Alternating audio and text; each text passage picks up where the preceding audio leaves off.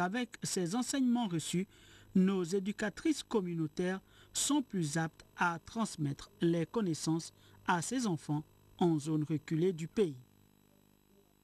Un autre atelier de formation a été organisé à l'endroit des techniciens supérieurs des laboratoires des centres de traitement ambulatoire. Vous l'avez compris, c'est dans le cadre de la lutte contre la pandémie du VIH-Sida et c'est un reportage de nos confrères de la TV2.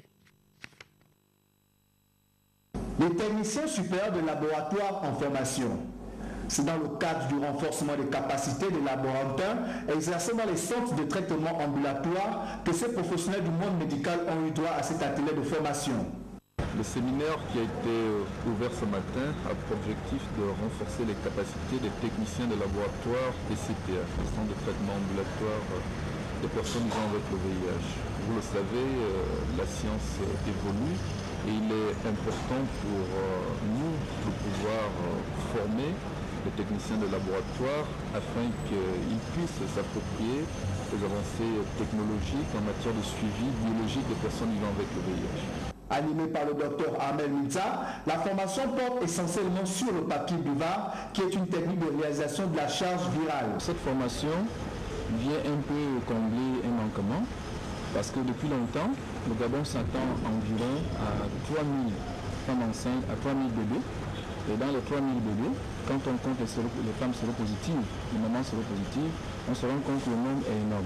Mais qu'on n'arrive pas toujours à, chez ces enfants, on n'arrive pas toujours à réaliser le diagnostic jusque-là, le diagnostic précoce de ces enfants-là. Alors, donc cette formation, il s'agira d'apprendre aux techniciens qui sont d'abord dans les CTA, dans les centres de prise en charge, comment prélever sur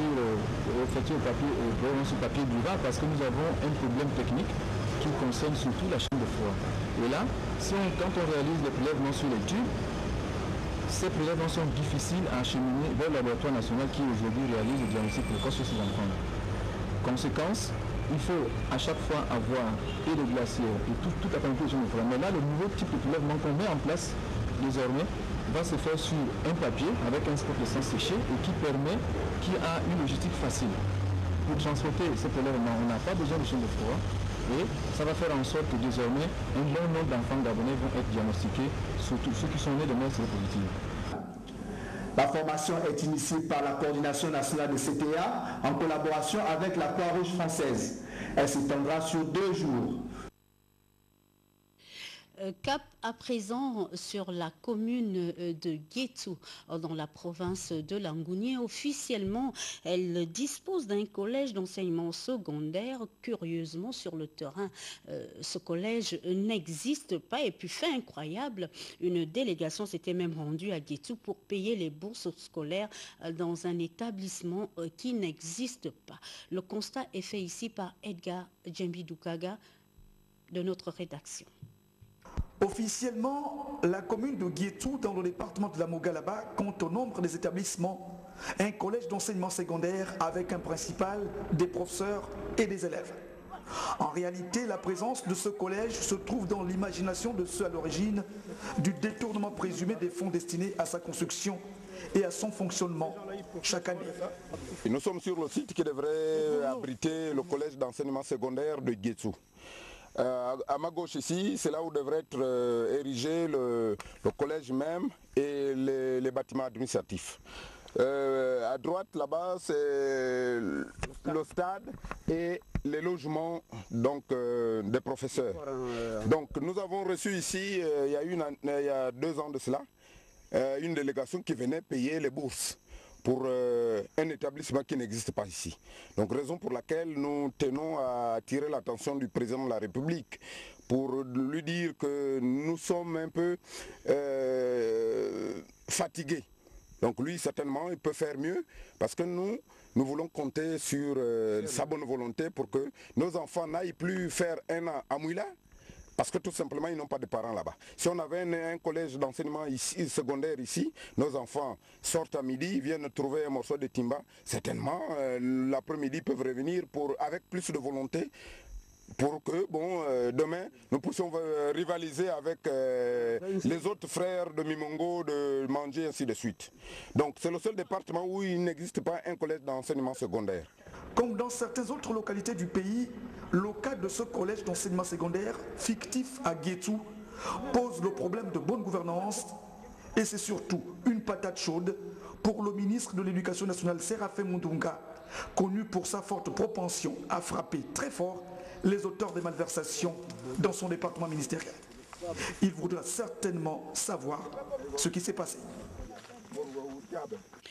Dans la même province, mouvement d'humeur des populations de Mamiengue dans le département de Tsamba-Magoti, elles boudent un montant de leur indemnisation suite à leur déguerpissement, oui j'y arrive, consécutif aux travaux routiers de passage.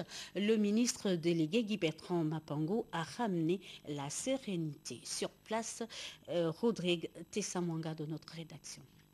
Le mouvement d'humeur provient de...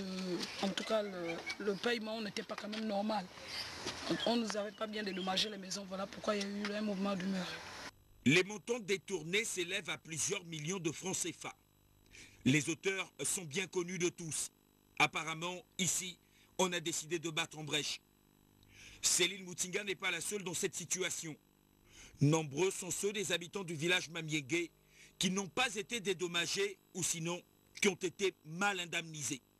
On a profité de l'arrivée du président Alain Baréné, on a profité de couper la route parce que c'est ce qui nous a permis quand même de voir les hommes politiques de la place. Acciona, l'entreprise qui réalise les travaux de la route, estime qu'elle a rempli sa part de contrat.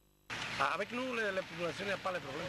Les barricades érigées pour matérialiser leur colère n'ont pas duré longtemps. Heureusement, de passage dans la localité en fin de journée, le ministre Guy Bertrand Mapango, responsable politique de la contrée, a pris le taureau par les cornes. Une délégation conduite par le préfet du département de Tsamba-Magoti a fait le tour des habitations concernées afin de les réhabiliter. Et hier, le ministre Guy Bertrand Mapango a pris soin de venir en aide à ces populations. En dehors de ce qu'ils ont reçu comme argent, il a pris la peine de faire des efforts pour leur acheter les planches, les tôles, les pointes, les chevrons, pour que chacun d'eux puisse avoir un logement idéal, approprié. L'initiative du membre du gouvernement, encouragée par les populations, a ramené la sérénité. La présence des forces de l'ordre va peut-être faire en sorte que leurs dus ne prennent plus des fortunes diverses. En tout cas, les populations ont été rassurées. Après la pluie, merci beaucoup. Nous revenons à Libreville avec le prix Scénariste. Amadou Kourouma, écrivain satirique, présenté dans la rubrique Lettres et sciences humaines du prix Scénariste de la recherche par notre compatriote Gino Noël Mikala. Marie-Josée Ndombi l'a rencontré. Le docteur Gino Noël Mikala, attaché de recherche à l'Institut de recherche en sciences humaines, vient de mettre à l'endroit du public un ouvrage intitulé « Les stratégies discursives de la satire et rhétorique de la honte chez Amadou Kourouma ».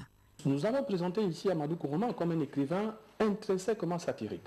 C'est là une nouvelle essence au niveau de l'interprétation du texte littéraire, mais aussi une nouvelle vision, n'est-ce pas, de la présentation d'Amadou Kourouma.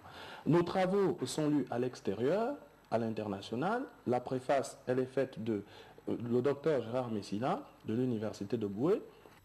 Ce livre de 235 pages publié par les éditions Odem apparaît ici comme une nouvelle critique expansive qui définit mieux la littérature gabonaise, voire africaine, essentiellement collée à son contexte de germination, ce qui devrait accrocher son lecteur. Le lecteur, dès les premières pages, commence à lire ce que c'est la spécificité d'un texte satirique. Pourquoi on peut dire qu'il y a satirologie chez Amadou Kourouma?